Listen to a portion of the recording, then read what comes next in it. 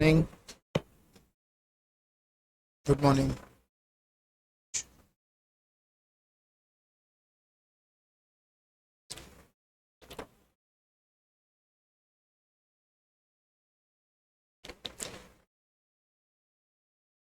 कल बेटा हमने 5 पॉइंट्स एंट्रीज के पढ़ लिए थे।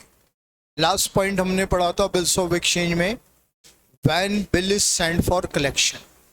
बेटा आज किस किस का first day? Bills of exchange की एंट्रीज चल रही हैं। फर्स्ट टॉपिक मैंने स्टार्ट किया बिल्स ऑफ एक्सचेंज, राइट है। अब हम 6 पॉइंट पर आ रहे हैं। When bill is endorsed, endorsement of bill, ये वर्ड निगोशिएबल इंस्ट्रूमेंट एक्ट का है। एंडोजमेंट क्या होता है? Meaning when drawer transferred is B R in favour of third party, term as endorsement of bill. कोई ड्रॉवर अपना बीआर किसी थर्ड पार्टी के फेवर में ट्रांसफर कर दे, थर्ड पार्टी को दे दे, इसे हम कहते हैं एंडोजमेंट ऑफ बिल। ठीक है। ड्रॉवर ने बिल ड्रॉ किया, ड्रॉवी ने बिल एक्सेप्ट करके ड्रॉवर को रिटर्न कर दिया। सेम डे या कुछ टाइम के बाद ड्रॉवर ने ये बिल किसी जेड नाम के पर्सन को ट्रांसफर कर दिया। तो ये जब ड्रॉवर अपना बीआर जेड को ट्रांसफर कर देता है तो ये हो जाता है एंडोजमेंट ऑफ बिल। अब बेटा एंडोजमेंट के केस में दो नई पार्टीज क्रिएट हो जाती। ये ड्रॉवर अब ड्रॉवर नहीं होगा, अब इस ड्रॉवर का नाम चेंज करके हम कर देंगे एंडोसर। दो पार्टीज एंडोजमेंट वाली सिचुएशन में, एंडोजमेंट वाले केस में endorser, endorsee. Endorser a person who endorse the bill, a person who endorse the bill called endorser. ये जो नोट्स है इसमें सभी कुछ लिखा हुआ है, ये एंडोसर का मीनिंग, राइट है। जो पर्सन बिल एंडोस कर रहा है, बेटा आगे आ जाओ, अगर उधर सीट नहीं है तो आगे आ जाना। जो पर्सन बिल एंडोस कर रहा है वो endorser. Endorsee person to whom the bill is endorsed, जिससे बिल एंडोस किया गया वो एंडोसी। एंडोसमेंट करने वाला एंडोसर, जिसके फेवर में एंडोसमेंट हुआ है वो एंडोसी, राइट है। अब हमारे इस एग्जाम्पल में इस ड्रॉवर को हम बोल देंगे एंडोसर। जैसे हम मूवी देखते हैं ना, एक हीरो है, उसके दो रोल है, ठीक है ना। एक रोल का नाम कुछ और है, सेकंड रोल का नाम कुछ और है। वैसे ही यहाँ है, ये इस सिचुएशन में ड्रॉवर का सेकंड रोल हो गया तो अब ड्रॉवर बन गया एंडोसर, और ये जो जेड है ये हो गया एंडोसी। ओके। एक छोटा सा बीच में पॉइंट साइलेंट है, उसको भी हम क्लियर कर लेते। ड्रॉवर ने जेड को बिल एंडोस क्यों किया? उसको पास का कोई ड्यू अमाउंट पे करना था।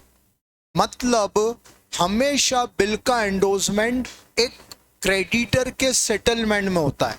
यहां कोई बिल गिफ्ट नहीं किया है। ड्रॉवर को जेड को कोई पेमेंट करना होगा तो ड्रॉवर ने जेड को ऑफर किया, देख भाई पेमेंट कैश में तो नहीं है, एक बीआर है, इतने टाइम बाद तेरे को इस बीआर का पैसा मिल जाएगा। जेड एग्री हो गया तो इस ड्रॉवर ने अपना बिल जेड को एंडोस कर दिया। हमेशा जिस एंडोसी को बिल एंडोस किया जाता है वो इस एंडोसर के लिए क्रेडिटर होता है, ये अंडरस्टूड रखना, ठीक है। अब एंट्री पास करना है। अब यहां दो नई पार्टीज हो गई, एंडोसर, एंडोसी। बहुत ध्यान से देखना, यहां नोट्स में लिखा हुआ है क्लियर, एंडोसर्स बुक, और फिर यहां लिखा है एंडोसीज बुक। मतलब ये ड्रॉवी नहीं है बेटा, ठीक है ना। कॉलम हमने ड्रॉवी वाला यूज किया है, लेकिन इसलिए मेंशन कर दिया वो ड्रॉवी नहीं है। कौन है? एंडोसी। इस एंडोसर की बुक में एंट्री करना है, ठीक है। बोलो, बिल आ रहा है कि जा रहा है? किसको जा रहा है? एंडोसी को बिल दे दिया, एंडोसी के पास बिल जा रहा है, एंडोसी डेबिट, और बीआर गया तो बीआर हो गया क्रेडिट। क्या एंट्री हो गई? एंडोसी डेबिट टू बीआर। डन। फिर ये एंडोसी की बुक में एंट्री पास करना है। बिल आ रहा है कि जा रहा है? आ रहा है। किससे आ रहा है? एंडोसर से आ रहा है। तो ये यहां पर क्या हो जाएगा? BR account debit to endorser. Yes बेटा, एंडोसर बिल दे रहा है एंडोसी को, तो एंडोसर की बुक में एंट्री होगी एंडोसी डेबिट टू बीआर। एंडोसी के पास बीआर आ रहा है एंडोसर से, तो एंट्री हो जाएगी BR debit to endorser. Sir आपने इन दोनों की बुक में बीआर वर्ड यूज किया है, पीपी वर्ड तो आया ही नहीं। पीपी वर्ड कौन यूज करता है? ड्रॉई, राइट। और इस पूरी सीन में ड्रॉई का कोई रोल ही नहीं है। ड्रॉवर अपना बीआर खुद रखे या जेड को दे, इससे ड्रॉवी को कोई मतलब नहीं है। तो बेटा जी एंडोर्समेंट में ड्रॉवी की बुक में कोई एंट्री नहीं होती, राइट है। दोनों ड्रॉवी से अलग पार्टीज हैं, एक के लिए इनकमिंग बीआर है, एक के लिए आउटगोइंग बीआर है। डन बेटा, तो ये है एंडोर्समेंट ऑफ बिल। चलिए next condition, when bill is dishonoured. इस टॉपिक में हर क्वेश्चन में डिसऑनर ऑफ बिल यूज होगा, ठीक है। हम अब क्रैश क्लास में हैं, बेसिक क्लास में नहीं है, तो बेसिक क्वेश्चंस की बात ज्यादा नहीं करें, सीधे मेन क्वेश्चन पर आते हैं। और कोई भी क्वेश्चन विदाउट डिसऑनर नहीं बनता है। तो ये डिसऑनर ऑफ बिल इस टॉपिक का एक मोस्ट इंपॉर्टेंट कंटेंट है। बहुत ध्यान से इसको समझेंगे और इसकी एंट्री को बनाना सीखेंगे। कल भी हमने इसी पॉइंट पर एंट्री स्टार्ट की थी कि हम रट नहीं रहे, एंट्री में डेबिट क्रेडिट कैसे हो रहा है इसको समझ रहे हैं, और वही अंडरस्टैंडिंग आपको लॉन्ग टर्म रखनी है। और डिसऑनर की special, first of all dishonour होता क्या है? ड्रॉवर या उसकी कंसर्न पार्टी ड्यू डेट पर ड्रॉवी पर बिल प्रेजेंट करती है और ड्रॉवी बिल को पेमेंट करने से मना कर देता है। जैसे ही ड्रॉवी ने बिल पेड करने से मना कर दिया तो ये हो जाता है dishonour of bill. When drawee deny to pay the bill on due date, this term as dishonour of bill. Due date पर ड्रॉवी ने बिल का पेमेंट करने से मना कर दिया, बिल को पेमेंट करने, बिल को डिनाई कर दिया, तो ये डिसऑनर ऑफ बिल हो जाता है। बिल का पेमेंट नहीं हो, क्यों डिनाई कर दिया उस लॉजिक पर नहीं जाना, बहुत सारे लॉजिक बनते हैं। उसके पास पैसा नहीं है, उसका पेमेंट करने की इंटेंशन नहीं है, वो इंसॉल्वेंट हो गया, व्हाटएवर, ठीक है, रीजन बहुत सारे हैं। अल्टीमेट मीनिंग ड्रॉवी ने ड्यू डेट पर बिल का पेमेंट नहीं किया। अब ड्रॉवी ने ड्यू डेट पर पेमेंट करने से मना कर दिया, ड्रॉवर क्या करेगा? बोलो। परसों बता दिया था कंक्लूजन फर्स्ट लेक्चर में, डायरेक्ट जब स्टार्ट किया था तभी, one and only right, court में जाएगा। ड्रॉवर, ड्रॉवी ने मना कर दिया, ड्रॉवर के पास सिर्फ एक राइट है, निगोशिएबल इंस्ट्रूमेंट एक्ट ने जो दिया है, भाई तू उसके अगेंस्ट कोर्ट में केस लगा, ठीक है। नॉर्मल कोर्ट केसेस जैसा ये केस बरसों नहीं चलेगा, 2-4-6 महीने में, ये बहुत मैक्सिमम 6 महीने में सेटल हो जाता है, लेकिन तरीका एक ही है कोर्ट में जाने का। अब ड्रॉवर ड्रॉवी के अगेंस्ट कोर्ट में केस फाइल करता है। अब मैं आपको बता रहा हूं एक पॉसिबिलिटी, कोर्ट में एक पॉसिबिलिटी क्या हो सकती। ड्रॉवर ने ड्रॉवी पर बिल प्रेजेंट किया, ड्रॉवी ने पेमेंट करने से मना कर दिया, ड्रॉवर ने ड्रॉवी के अगेंस्ट कोर्ट में केस लगा दिया, जज ने ड्रॉवी को नोटिस देकर बुलवाया कोर्ट में, ठीक है। ड्रॉवी के सामने बिल रखकर पूछा जज ने, ये बिल तुम्हारा है? ड्रॉवी बोलता है यस सर मेरा है। उस पर उस ड्रॉवी की सिग्नेचर है, ड्रॉवी कभी डिनाई नहीं करेगा कि बिल उसका नहीं है, ठीक है। इमीडिएट ड्रॉवी बोलता है सर बिल मेरा है। जज का अगला क्वेश्चन ड्रॉवी से, तुमने बिल का पेमेंट क्यों नहीं किया? इस पर जो डेट लिखी हो क्रॉस हो चुकी, चली गई वो डेट, तुमने पेमेंट क्यों नहीं किया? अब ड्रॉवी जज को क्या स्टेटमेंट देता है, सर मैं तो पैसा लेकर रेडी बैठा था, इस ड्रॉवर ने बिल प्रेजेंट ही नहीं किया, मैं ड्यू डेट पर मेरे पास अमाउंट रेडी था, मैं पेमेंट करने के लिए रेडी था, इस ड्रॉवर ने बिल प्रेजेंट ही नहीं किया। और निगोशिएबल इंस्ट्रूमेंट एक्ट ने मुझे राइट दिया है कि जब तक मेरे ऊपर बिल प्रेजेंट ना हो जाए पेमेंट मैं नहीं करूंगा, मैंने नहीं किया। याद है ना परसों वाला रूल? निगोशिएबल इंस्ट्रूमेंट एक्ट ने ड्रॉवर की ड्यूटी फिक्स कर दी है कि ड्यू डेट पर आपको ड्रॉवी पर बिल प्रेजेंट करना होगा कंपलसरी, अदरवाइज ड्रॉवी पेमेंट करने के लिए लायबल नहीं है। ठीक है, तो ड्रॉवी ने बोला मैं पैसा लेकर रेडी बैठा था, बट इस ड्रॉवर ने बिल प्रेजेंट नहीं किया इसलिए मैंने पेमेंट नहीं किया। गेम कर दिया ड्रॉवी ने। क्या बिल प्रेजेंट हुआ था? हेलो, हुआ था। अब जज ड्रॉवर से कंफर्म करता है, क्यों बिल प्रेजेंट क्यों नहीं किया? ड्रॉवर क्या बोलता है, सर बिल प्रेजेंट किया था। कोर्ट क्या मांगता है? Proof, evidence, right. बिना एविडेंस के कोई जज किसी की बात को नहीं मानता है। ड्रॉवर ने बोला सर मैंने तो बिल प्रेजेंट किया था। जज ने पूछा क्या प्रूफ है? कोई प्रूफ नहीं। एक्चुअल बिल प्रेजेंट हुआ था लेकिन इसका प्रूफ नहीं है। क्या हो गया? केस ड्रॉवर के अगेंस्ट आ गया। केस जो ड्रॉवर ने सूट फाइल किया था वो अब ड्रॉवर के अगेंस्ट आ गया। जज ने ड्रॉवर को डिफॉल्टर बता दिया।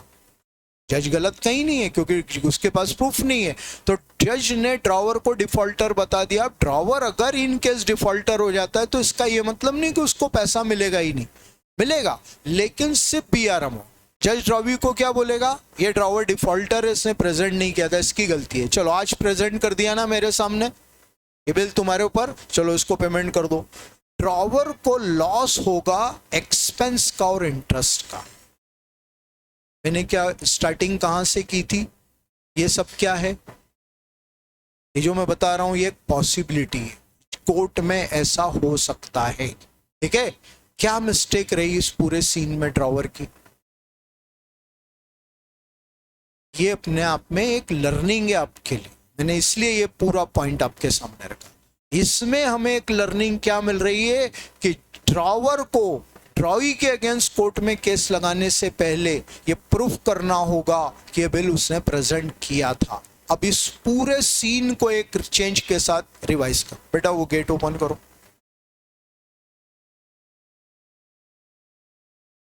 आगे आ जाओ बेटा, इधर आ जाओ, आगे आ जाओ। अब पूरे एक चेंज के साथ इस पूरे सीन को हम रिवाइज करते हैं। ड्रॉवर ने बिल प्रेजेंट किया ड्रॉवी पर, ड्रॉवी ने मना कर दिया। ड्रॉवर ये बिल ले जाता है किसी नोटरी के पास। किसे कहते हैं नोटरी? लॉयर, वकील, राइट है। लॉयर को इंडियन कॉन्स्टिट्यूशन ने नोटिंग के लिए ऑथोराइज किया है, राइट है। जितने भी लॉयर्स, वकील कोर्ट में हमें दिखते हैं, कोर्ट में प्रैक्टिस करने के लिए जिनके पास एलिजिबिलिटी है, वो सब के सब नोटरी हैं। ड्रॉवर किसी भी नोटरी के पास जाता है और नोटरी को रिक्वेस्ट करता है ये बिल मेरे बिहाफ पर आप पेमेंट के लिए प्रेजेंट करो। नोटरी की प्रोफेशनल ड्यूटी है पर, इसलिए बिल्कुल नॉर्मल है। बिल नोटरी ने लिया, ड्रॉवी पर प्रेजेंट किया, ड्रॉवी ने मना कर दिया मुझे पेमेंट नहीं करना। अब नोटरी को ड्रॉवी ने मना कर दिया पेमेंट के लिए, नोटरी ये पूरा पॉइंट बिल पर नोट कर देता है, मैंने इस डेट पर इस टाइम पर ये बिल ड्रॉवी पर प्रेजेंट किया और ये पेमेंट नहीं कर रहा है, मैं लीगली प्रूफ करता हूँ। ये पूरा नोट लगाकर वो अपनी एक सील लगाकर साइन कर देता है, राइट। ये हो गया नोटेड बिल। अब नोटेड बिल के बेस पर ड्रॉवर ड्रॉवी के अगेंस्ट कोर्ट में सूट फाइल करता है। वही पूरा सीन वही, जज ने ड्रॉवी को बुलाया, बिल तुम्हारा है? यस सर मेरा है। पेमेंट क्यों नहीं किया? हो सकता है ड्रॉवी वही स्टेटमेंट दे, सर मैं तो पैसा लेकर रेडी बैठा था, इसने बिल प्रेजेंट ही नहीं किया। अब यहाँ पर जज कहीं ड्रॉवर से कुछ कंफर्म नहीं करता है, सीधे ड्रॉवी के अगेंस्ट वो डिसीजन देता है, तुम झूठ बोल रहे हो, ये बिल प्रेजेंट हुआ था। जज को मालूम हो गया किस बेस पर? वो नोट के बेस पर। वो जो बिल पर नोटरी ने नोट लगा रखा है उसके बेस पर जज को मालूम है कि बिल एक्चुअल में प्रेजेंट हुआ। नोटरी का नोट लीगल एविडेंस है कि बिल प्रेजेंट हुआ था, राइट है। अब सीधे के सीधे डिसीजन ड्रॉवी के अगेंस्ट आता है। अब वही डिसीजन है, जज ड्रॉवी को ऑर्डर करता है चलो बिल का पेमेंट करो, जितने एक्सपेंसेस हो उसको रिम्बर्स करो और दोनों अमाउंट पर इतना इंटरेस्ट पे। तो ये पूरा एक सिस्टम परफेक्टली ड्रॉवर के फेवर में आएगा जब ड्रॉवर बिल का नोटिंग करवाएगा। तो जब भी बिल का डिसऑनर होता है तो बिल का नोटिंग करवाया जाता है। अब इस नोटिंग प्रोसेस में चार्जेस लगते हैं।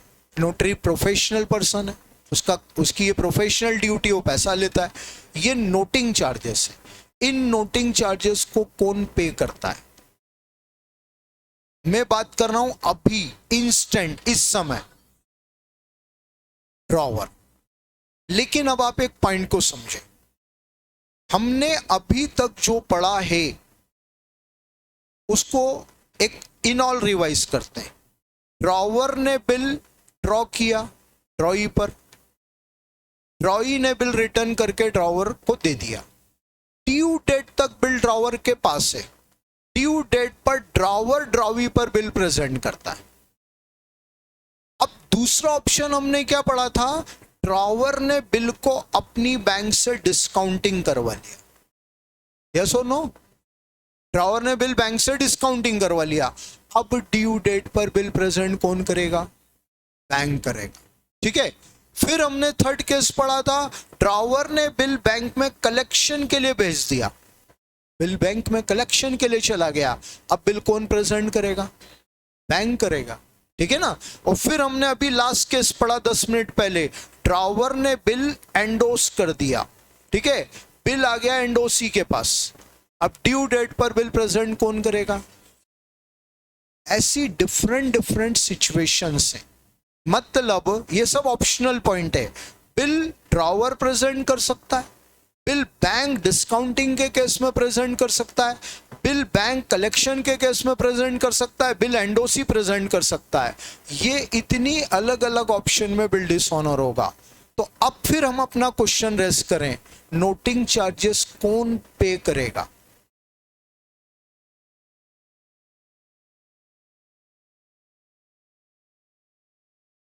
जो बिल को पेमेंट के लिए प्रेजेंट कर रहा। ठीक है ना। फाइनली जो पार्टी बिल को पेमेंट के लिए प्रेजेंट करती है, ठीक है, वो नोटिंग चार्जेस पे करती है।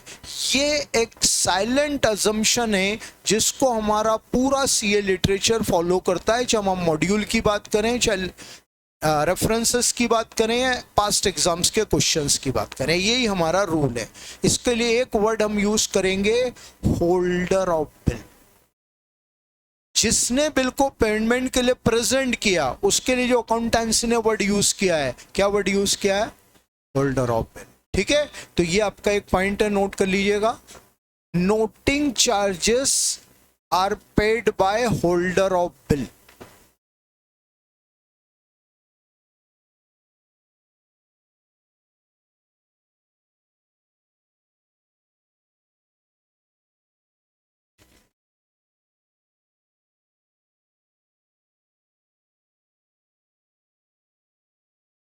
Noting charges are paid by holder of bill.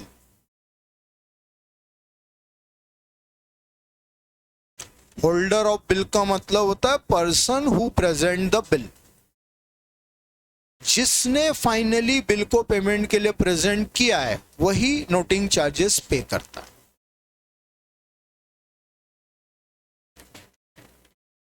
यदि ड्रॉवर ने प्रेजेंट किया है तो ड्रॉवर पे करेगा, बैंक प्रेजेंट कर रही है तो बैंक पे करेगा, और एंडोसी प्रेजेंट कर रहा है तो एंडोसी पे करेगा।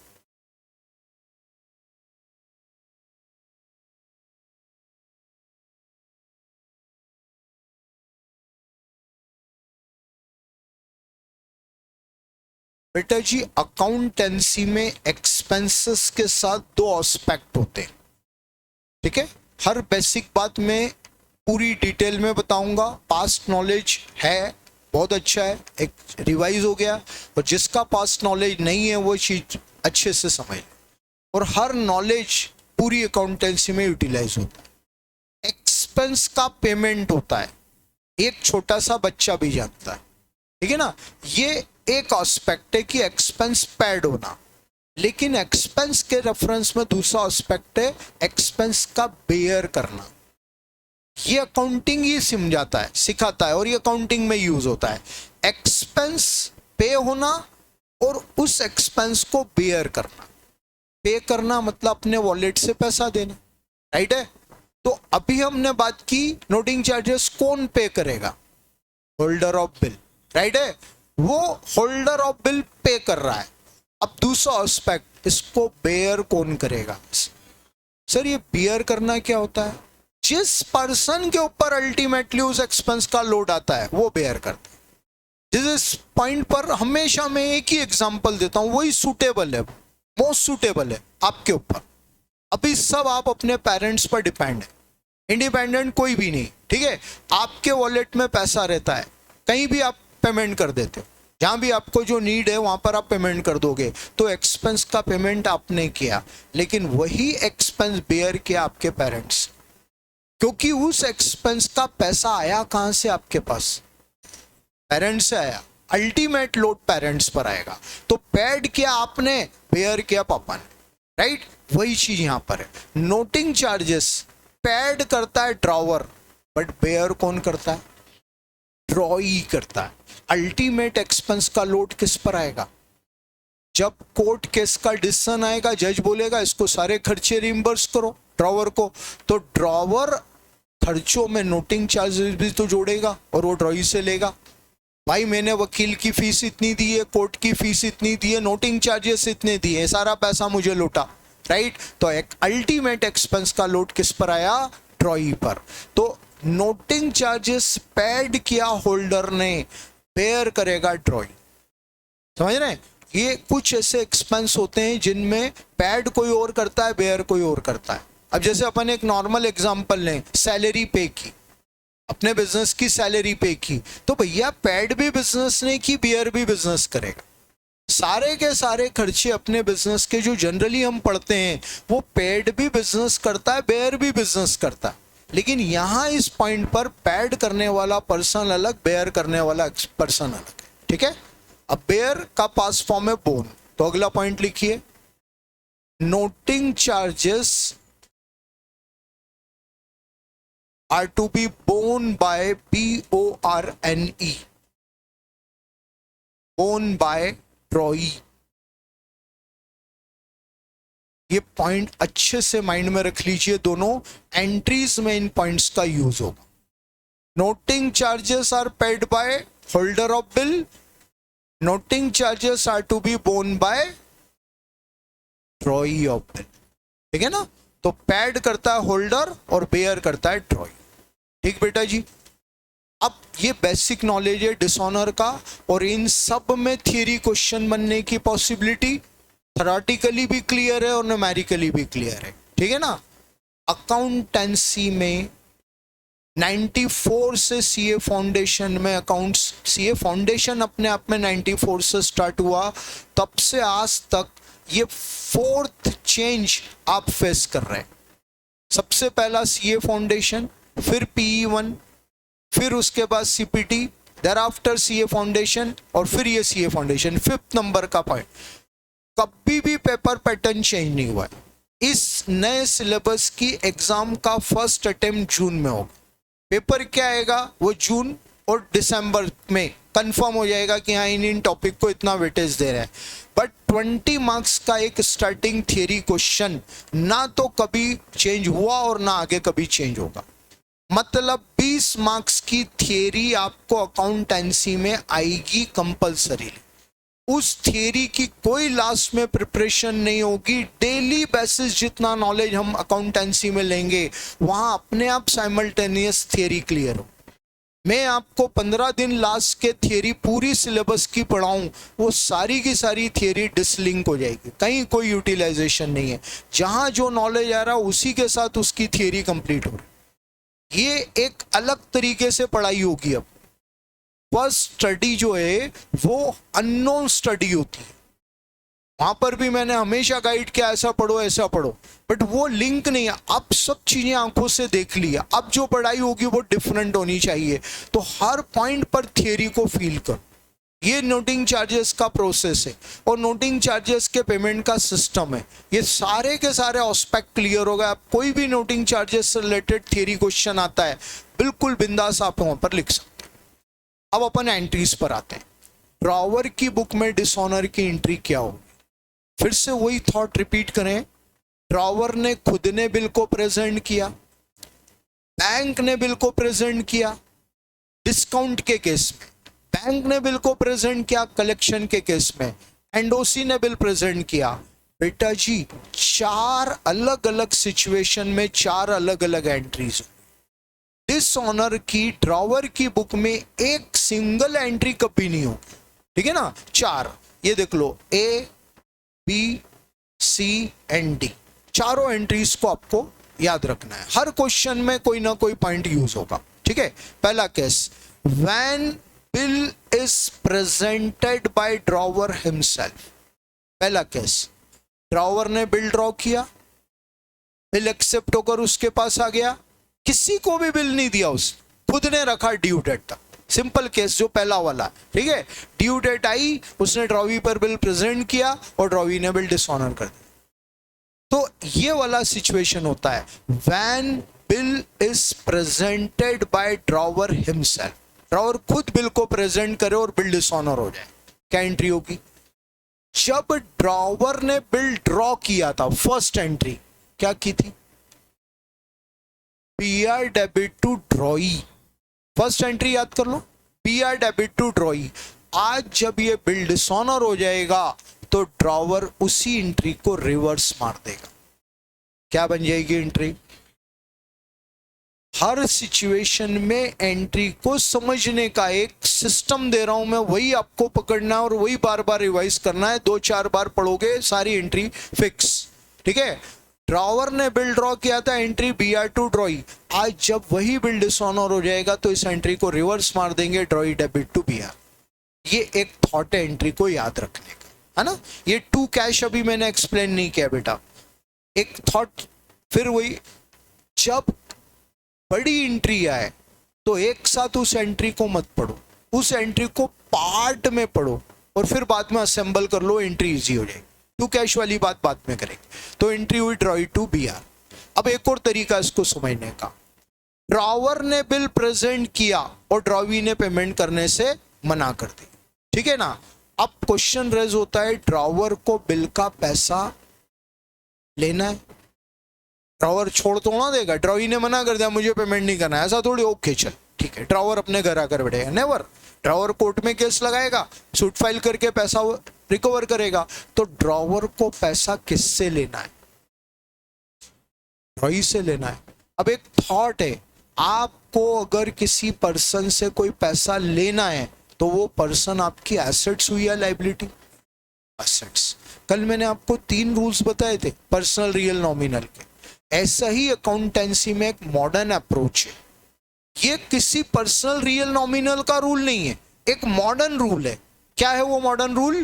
Debit all assets account, credit all liabilities account. एक थॉट है, बिजनेस में जितनी भी एसेट्स होती हैं उनके अकाउंट ऑलवेज डेबिट होते हैं और जितनी भी लायबिलिटीज होती हैं उनके अकाउंट क्रेडिट होते हैं। ओके, जितने बड़े परसेंटेज में पर्सनल, रियल, नॉमिनल के रूल यूज होते हैं, इक्विवेलेंट ये मॉडर्न अप्रोच यूज होती है। तो अब एक पूरा सिस्टम बना लिया, ड्रॉवर को बिल का पैसा लेना है ड्रॉई से, ड्रॉई से पैसा लेना है तो ड्रॉवी हो गया assets just like debtor. ड्रॉई assets हो गया, मतलब वो डेटर की तरह से एसेट्स हो गया, और एसेट्स अकाउंट होता है डेबिट। तो ड्रॉवर ड्रॉवी को क्या कर देगा? डेबिट। जिस BR को अभी तक उसने अपनी एसेट्स मानकर डेबिट किया हुआ था वो BR हो गया खत्म, कैंसल, क्योंकि अब BR का पैसा नहीं मिला। तो वही BR जो डेबिट था वो हो जाएगा क्रेडिट। ये लॉजिक दूसरा है। मैंने 2 लॉजिक दिए इस एंट्री को समझने के, याद रखने के। पहला लॉजिक, फर्स्ट एंट्री को रिवर्स मार दो। फर्स्ट एंट्री थी BR टू ड्रॉई, आज जब बिल डिसऑनर हो जाएगा तो इसी को रिवर्स मारा, ड्रॉई डेबिट टू BR। दूसरा लॉजिक, बिल का पैसा ड्रॉवर को लेना है ड्रॉई से, एज एन एसेट ड्रॉई हो जाएगा डेबिट, और जिस BR को अभी तक एसेट्स मानकर डेबिट किए थे वो कैंसिल हो गया तो BR हो जाएगा क्रेडिट। एंट्री हो गई ड्रॉई डेबिट टू BR। इस सिचुएशन में बिल का होल्डर कौन है?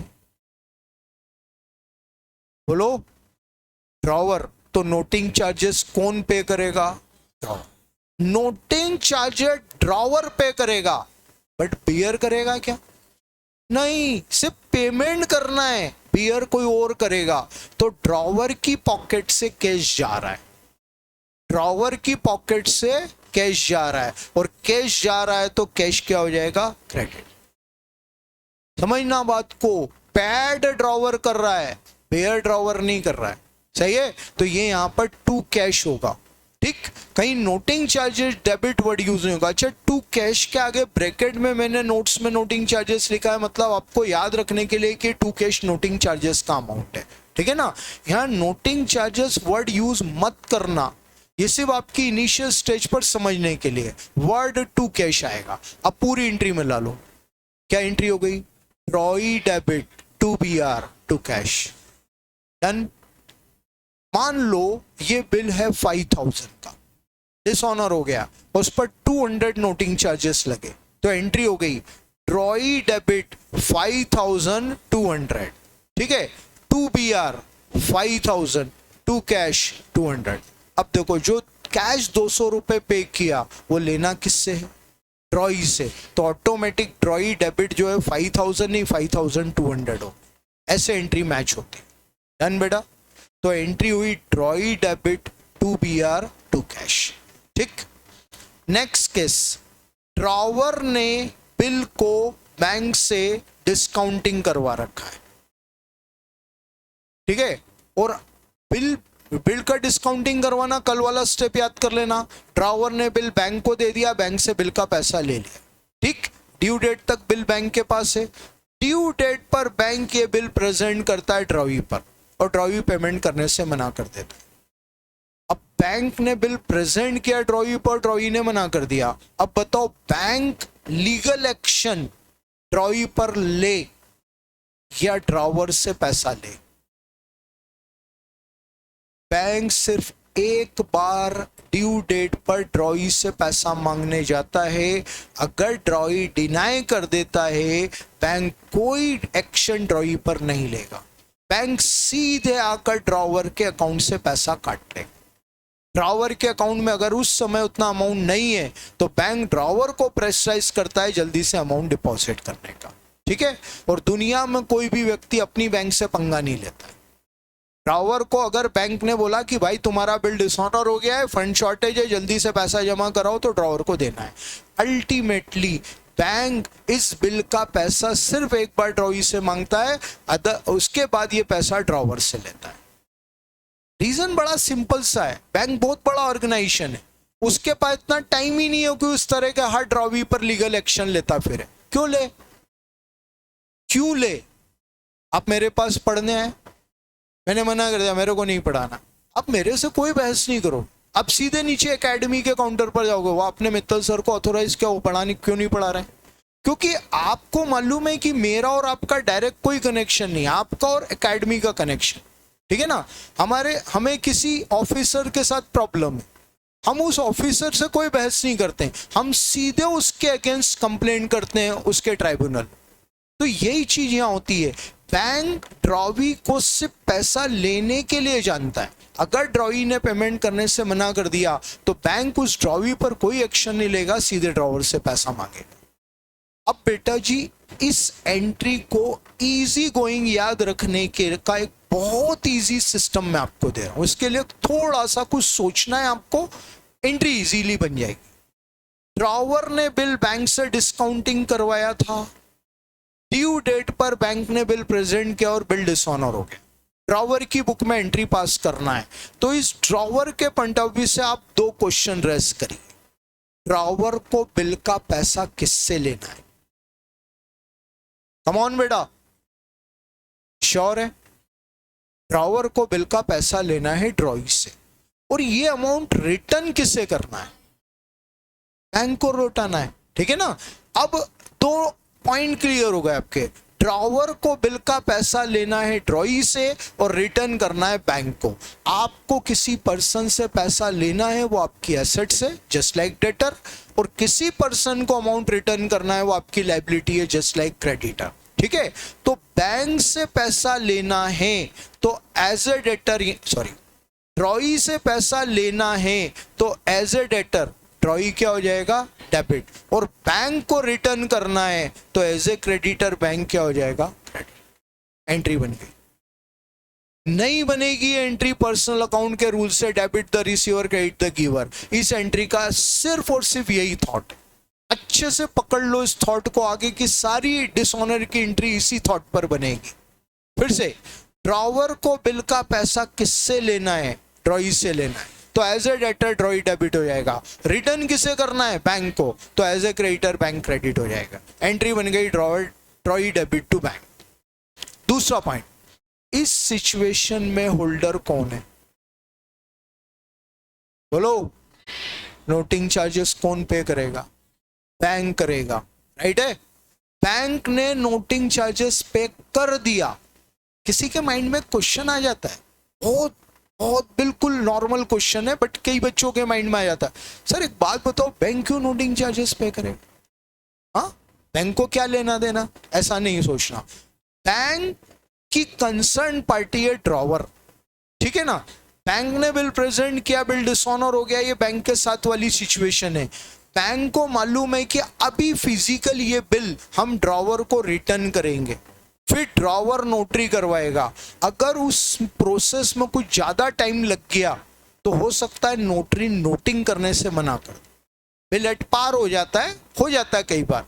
तो कहीं कोई लीगल प्रॉब्लम ना आ जाए और हमारा ड्रॉवर लॉस में ना चला जाए, इसलिए बैंक अपने कस्टमर को प्रोटेक्ट करने के लिए बिल डिसऑनर होने के बाद नोटिंग करवाती है और नोटेड बिल ड्रॉवर को दे देती है, ताकि ड्रॉवर का केस स्ट्रांग हो जाए।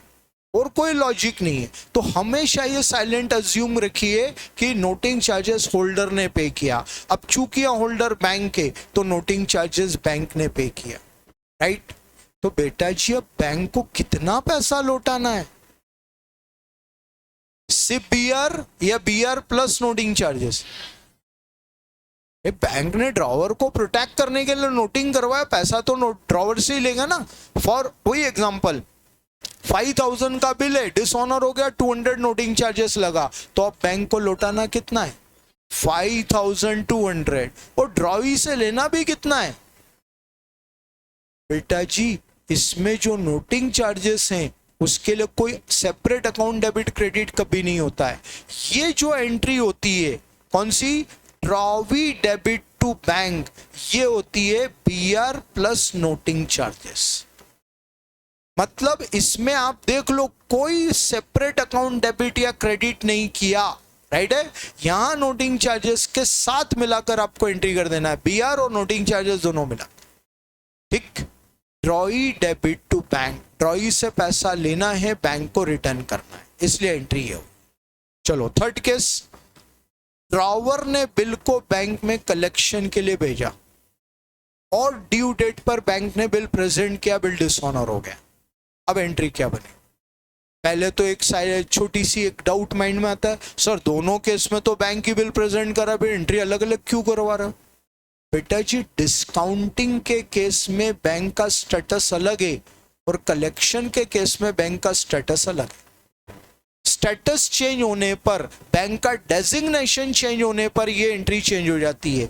डिस्काउंटिंग के केस में bank as a owner bill को प्रेजेंट करती है और कलेक्शन के केस में bank as a agent bill को प्रेजेंट करती है। इसलिए ध्यान रखना, डिस्काउंटिंग और कलेक्शन में डिसऑनर की एंट्री अलग अलग होती है, ठीक है। तो अब अगला जो केस बनता है वो क्या है? When bill is presented by bank in case of collecting. Collection वाले केस में जब बैंक बिल प्रेजेंट करे और डिसऑनर हो तो एंट्री क्या हो? पहले पास्ट में चलो, जब ड्रॉवर ने बिल बैंक में कलेक्शन के लिए भेजा था तब क्या एंट्री की थी? कल पढ़ा था हमने, bill send for collection debit to B, entry हुई थी, हो गई एंट्री।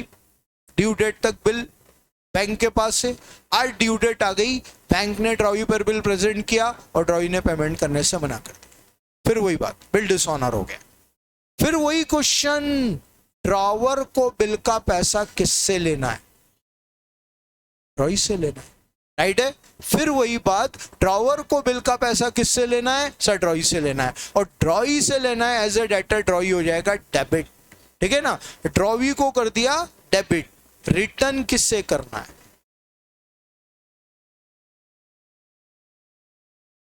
बैंक को रिटर्न करना है। सोच लो एक बार, अरे बैंक को कब रिटर्न करना होता? अगर बैंक से पहले पैसा मिल जाता।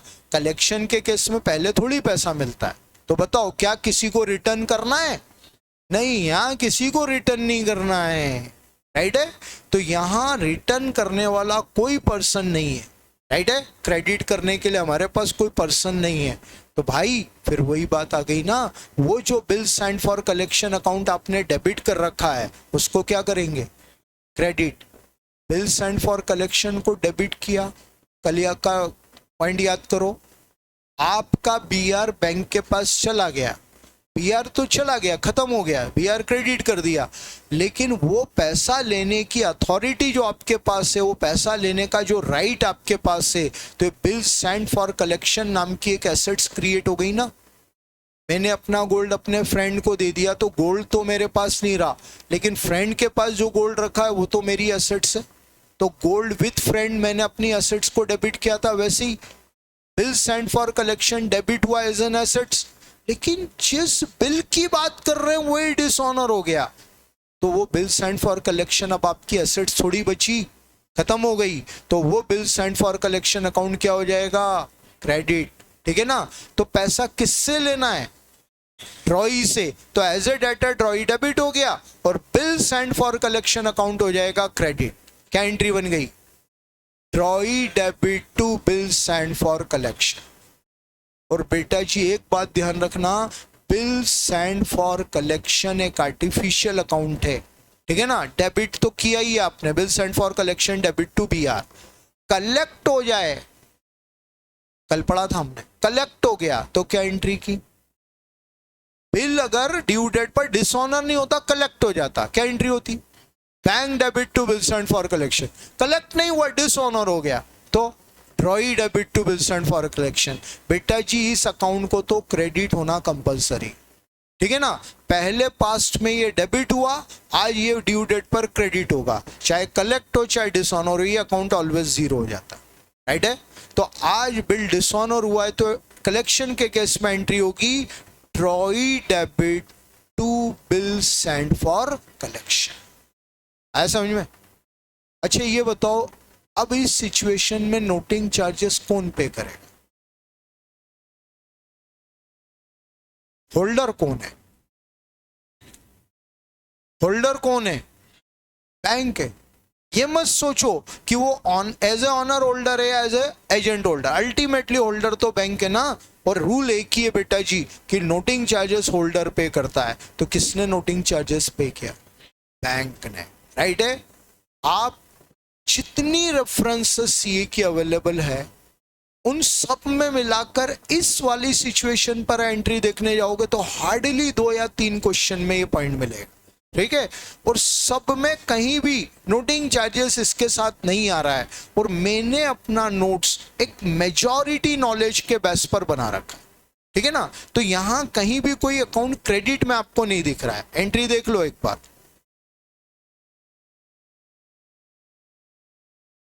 when bill is presented by bank in case of collecting drawee debit to bill sent for collection, है ना। लेकिन अलग से याद रखना कि अगर इस सिचुएशन में क्वेश्चन बोल दे नोटिंग चार्जेस ₹25, तो बेटा जी नोटिंग चार्जेस पे किया किसने, बैंक ने, और उस नोटिंग चार्जेस के लिए अलग से बैंक अकाउंट क्रेडिट हो। बेटा जी नोटिंग चार्जेस को इंक्लूड करके एंट्री नहीं बनेगी यहाँ, नहीं तो ये रॉन्ग हो जाएगा। वही एग्जांपल वही रखते हैं, 5000 का बिल है, 200 नोटिंग चार्जेस लगे, ठीक है ना। मान लो आपने एंट्री ऐसी कर दी, drawee debit to bill send for collection 5200, wrong है। कोई बता सकता है क्या रॉन्ग है इसमें,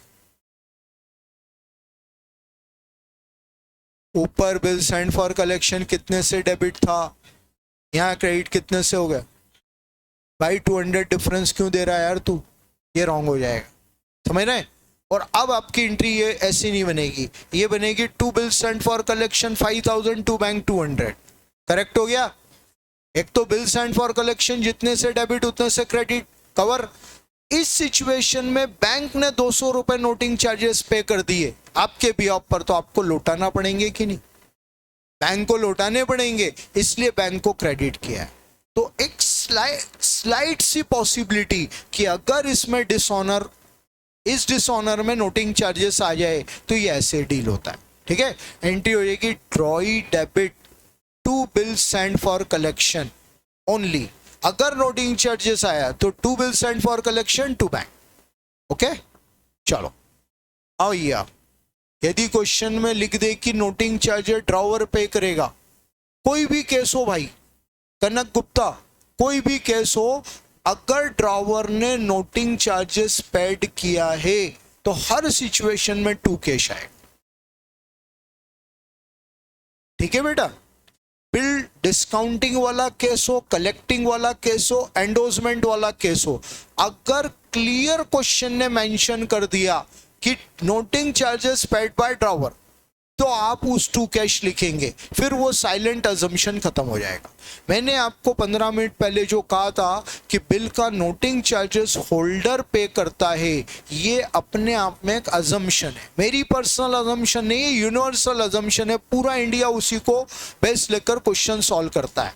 लेकिन अगर क्वेश्चन स्पेसिफाई कर दे क्लियर कि नोटिंग चार्जेस ड्रॉवर ने पे किया है, तो फिर वही बात, ड्रॉवर ने पे किया और ड्रॉवर की बुक में एंट्री पास कर रहे हो तो फर्स्ट केस की तरह से आपको 2 कैश करना. चलिए लास्ट केस. भैया कोई भी डाउट है फ्रैंकली अपना क्वेश्चन रेस करना, क्वेश्चन रेस करने में हेजिटेट मत हो. When bill is presented by endorsee. चौथा केस है, ड्रॉवर ने बिल एंडोस किया, बिल एंडोसी के पास आ गया, एंडोसी ने बिल प्रेजेंट किया और ये बिल डिसऑनर हो गया.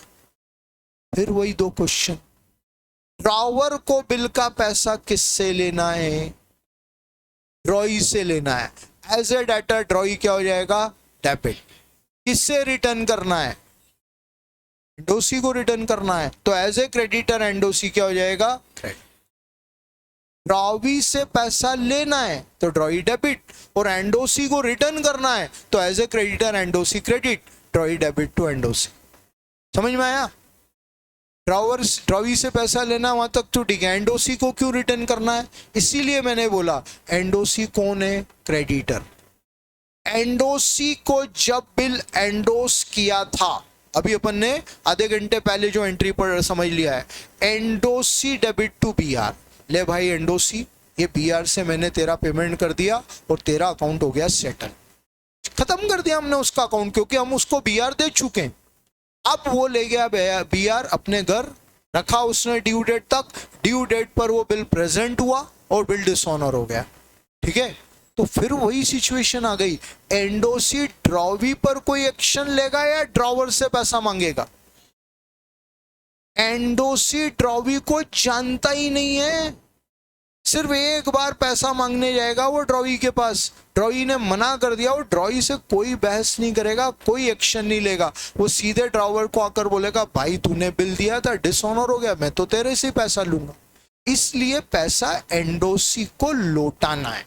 ठीक है, तो ड्रॉई से अमाउंट लेना है तो as a debtor drawee debit, और रिटर्न करना है एंडोसी को तो as a creditor endorsee credit. बेटा जी इस डिसऑनर पर आपको इजीली कमांड क्रिएट करना है, तो इस बात को माइंड में फिक्स कर लो कि हम एंट्री बनाते समय इस थॉट को कभी भी अवॉइड ना करें. किससे पैसा लेना है उसे डेबिट करेंगे और किससे रिटर्न करना है उसको क्रेडिट करेंगे. अच्छा एक बात बताओ यार, कोई भी केस हो, ड्रॉवर को पैसा किससे लेना है? एक ही बंदा है जिससे पैसा लेने का अधिकार है, वो है ड्रॉई. देख लो यार, हर सिचुएशन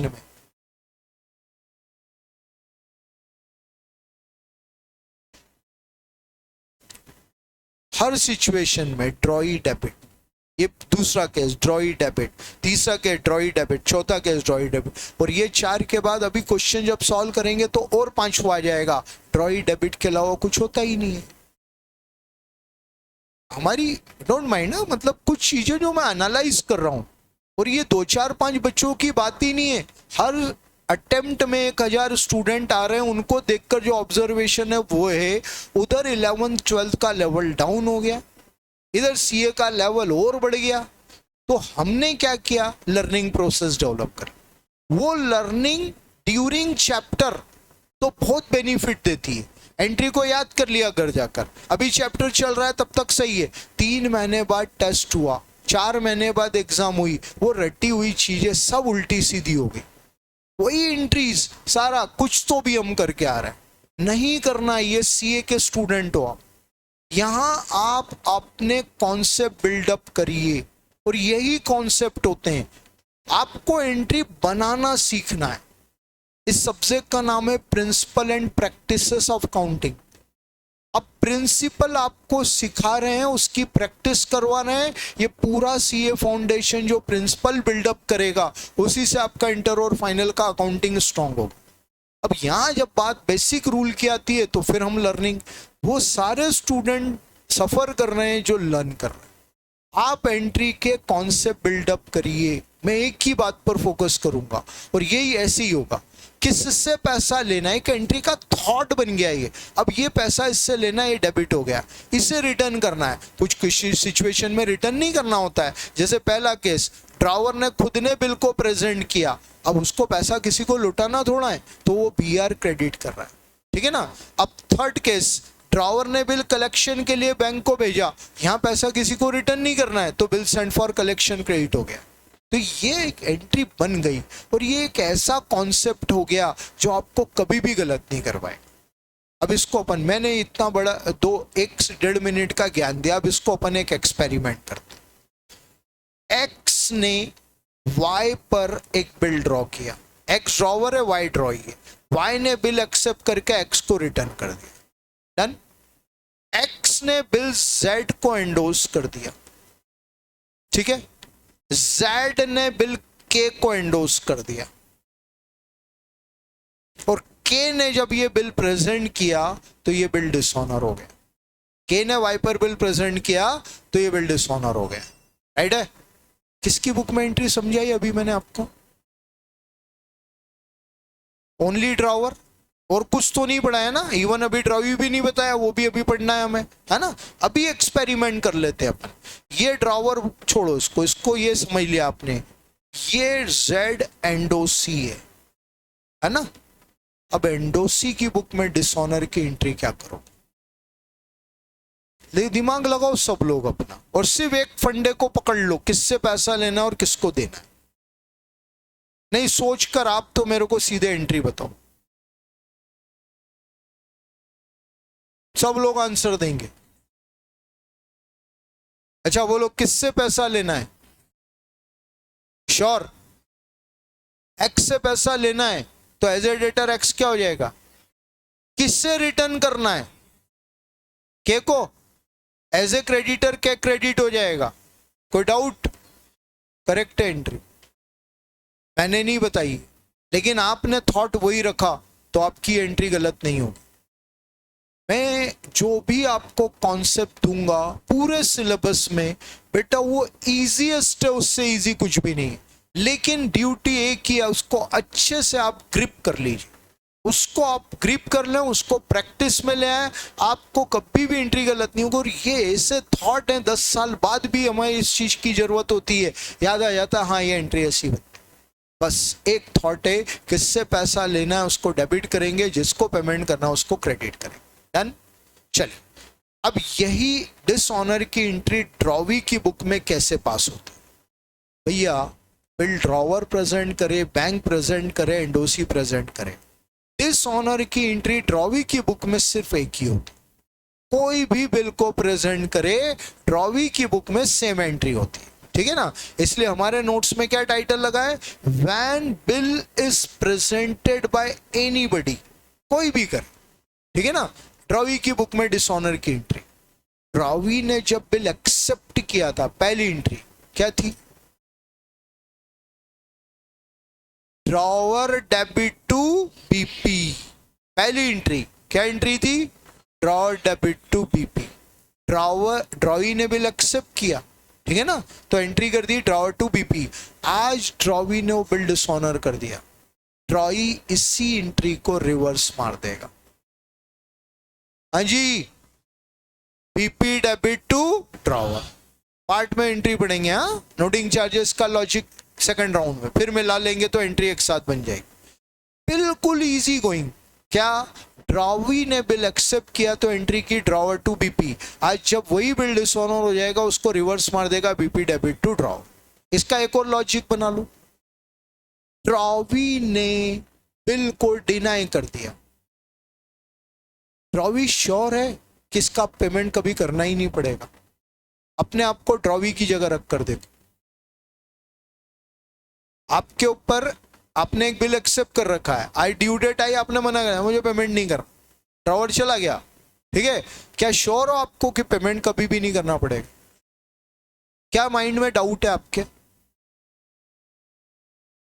ये केस लगाएगा, ये चुप नहीं बैठेगा। आज तो मैंने मना कर दिया नहीं करना पेमेंट, ये चला गया है, ये चुप नहीं बैठेगा, कोर्ट में केस लगाएगा, आज नहीं कल मुझे पेमेंट करना पड़ेगा। सही है सो नो? हर ड्रॉवी जानता है, राइट है। तो फिर वही थॉट, ड्रॉवी को बिल का पैसा किससे रिटर्न करना है?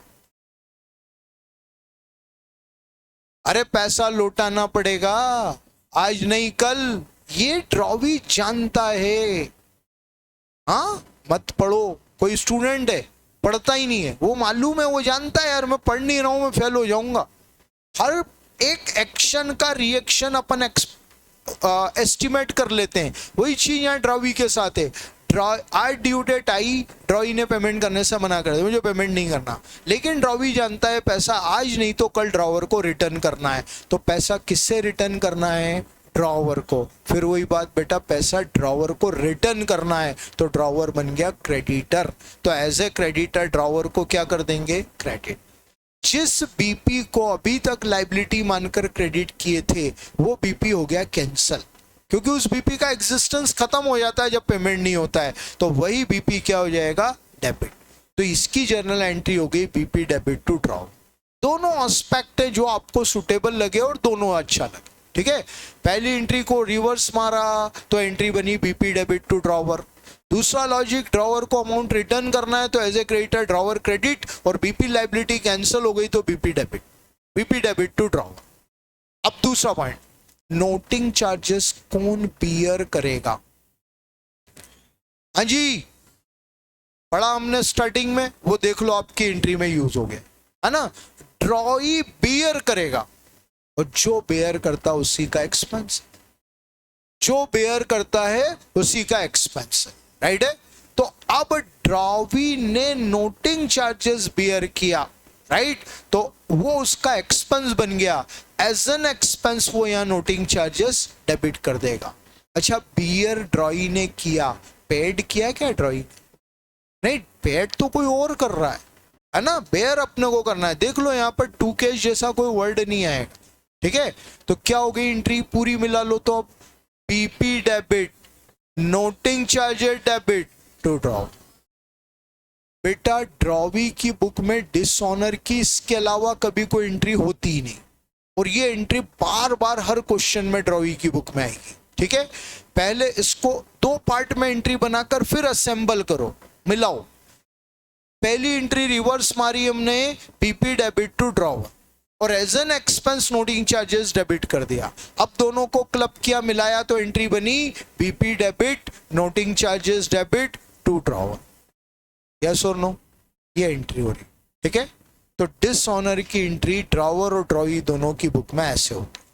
चलिए last case, when bill is renewed. अच्छा टाइम नहीं है अभी हमारे पास, ठीक है, तो आज इतना ही रखते हैं। एक छोटा सा पॉइंट पेंडिंग है, कल इसको कंप्लीट करेंगे और कल इसके क्वेश्चन स्टार्ट करेंगे। क्वेश्चन का बेस होगा मॉड्यूल, तो मॉड्यूल अपने मोबाइल में रखें या फिर फिजिकल रखें, जैसा आपको सुटेबल लगे।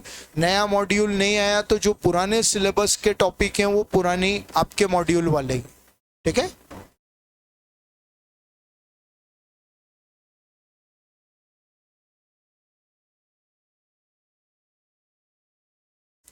हेलो, हाँ निकल जाना, मैं बस पहुंचा हूँ, मेरी क्लास छूट गई है। वो एमटीएच कंपाउंड, हाँ शीतला माता मंदिर के यहाँ मिल जाता है ना, ठीक है। अच्छा, तो प्रसाद अपन बीच में से ही ले लेंगे फिर कहीं से, ठीक है।